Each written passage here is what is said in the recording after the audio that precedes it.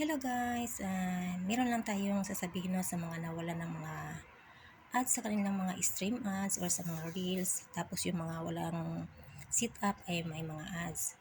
So baka naman sakali guys sa bukas or sa susunod na araw, ibigla namang mag-update si Meta na sa taasan ng ating mga earnings.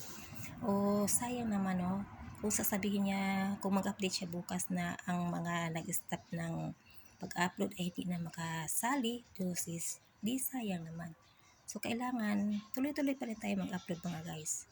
Kasi mahirap naman na mag-umpisa naman tayo. Ina-monetize na nga tayo, di ba? Huwag lang kayo mawala ng pag-asa kasi alam mo naman, paiba-iba naman si Lulum ng mga update natin, di ba? O minsan nga ano lang, kahit ano lang ang ano niya dyan, i-update.